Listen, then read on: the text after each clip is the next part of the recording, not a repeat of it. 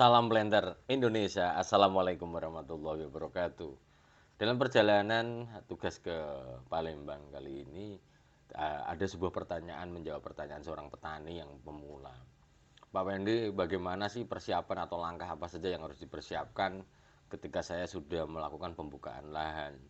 Lah, ketika saya sudah melakukan pembukaan lahan ini, hal-hal apa saja sih yang harus saya persiapkan sebelum nantinya saya akan menanam tanaman kelapa sawit? Maka di pagi hari yang berbahagia ini, yang pertama adalah yang harus dipersiapkan adalah bibitnya dahulu. Di dalam masalah bibit ini, yang pertama adalah masalah umur tanaman kelapa sawitnya, kemudian varietasnya. Kenapa umurnya sih Pak Pendi? Bahwa umur tanaman kelapa sawit yang akan ditanam di lapangan akan menentukan kemudahan kita di dalam pengendalian hama dan penyakit ke depannya dan ketahanan terhadap kondisi alam.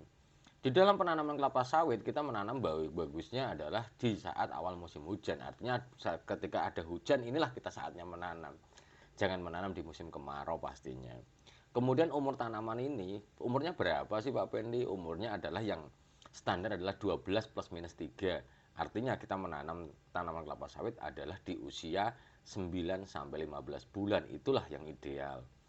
Kemudian di dalam penanaman kelapa sawit juga kita harus mengenal yang namanya karakteristik dari bibitnya. Apakah bibitnya varietasnya dari A atau B atau C, yang penting kita tahu dulu karakternya. Jangan sampai kita menanam nanti terlalu rapat, ternyata pelepah yang kita tanam adalah pelepah panjang, pelepah di misalnya 6,5 meteran, atau kita menanam terlalu renggang, di mana bahwa kita menanam dengan pelepah yang pendek, tapi kita menanam dengan jarak tanam yang panjang, kan tidak efisien. Maka pahami dan kenali bibitnya dulu. Kemudian yang kedua, ketika kita bicara tentang mau menanam kelapa sawit, adalah lubangnya. Oh Pak Pendi, nanti lubangnya sudah paham saya.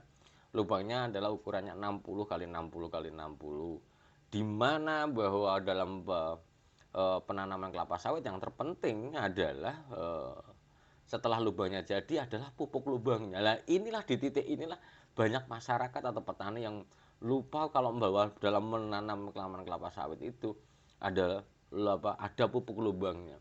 Pupuk lubangnya apa? Bisa menggunakan rock fosfat, ada bisa kita menggunakan campuran dolomit. Tapi kalau bagi saya adalah menanam kelapa sawit adalah menggunakan rock fosfat dengan dosis 500 sampai 1000 gram rock fosfat. Kalau mau ditambah dolomit ya monggo saja, 250 gram per lubang dengan ukuran standar.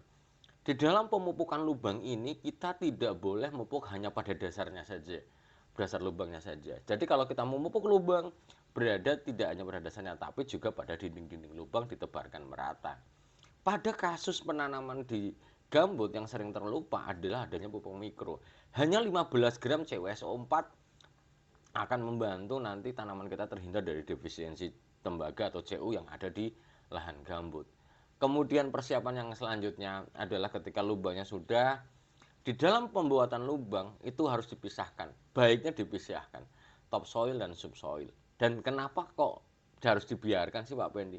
Penanaman kelapa sawit apa nggak bisa langsung? Bisa saja, menanam langsung itu bisa saja.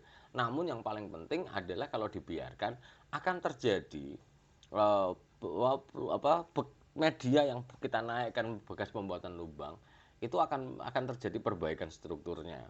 Ketika di topsoilnya dimasukkan dulu, misalnya lubang, bibitnya dimasukkan, kemudian dikasih topsoil, maka sudah terjadi perubahan dari struktur topsoilnya. Begitu juga dengan subsoilnya. Maka sangat menguntungkan bagi kita sebagai petani yang menanam kelapa sawit dan akan memudahkan perangsangan dari perakaran yang dari tanaman baru yang kita tanam itu sendiri. Kemudian ketika sudah ditanam Pak Pendi, setelah ditanam apa saja yang harus dilakukan? Pertanyaannya adalah nggak ada. Biasanya kita melakukan penanaman kacangan, tapi kalau tidak menggunakan tanaman kacangan, maka pastikan di dalam penanaman kita setelah tanam, maka pupuk yang pertama kali diberikan adalah di 1 bulan pertama dengan menggunakan urea 100 gram. Itu kuncinya. Lah dalam 0 sampai 1 bulan itu ngapain aja, udah biarin aja. Karena menanam kelapa sawit tidak seperti menanam yang lain harus di pruning dan sebagainya di usia awal ya. Itu tidak seperti tanaman lain yang jelimet banget, itu seperti itu tidak. Tanaman kelapa sawit relatif mudah untuk ditanam dan yang penting pemeliharaannya. Pastikan pada tanaman yang belum menghasilkan, Jangan sekali-kali kita menggunakan herbisida di dalam pengendalian gulma. Kenapa? Karena sangat rentan sekali pada konsep yang kecil itu, pada umur yang masih muda adalah sangat rentan sekali.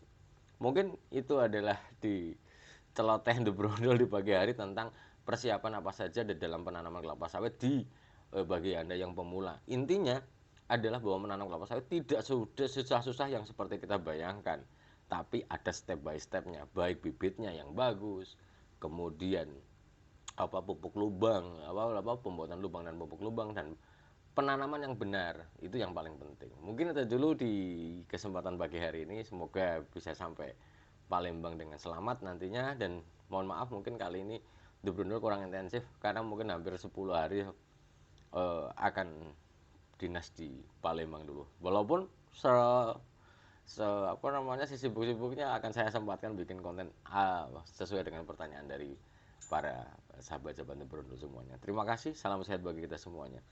Salam Planter Indonesia. Assalamualaikum warahmatullahi wabarakatuh.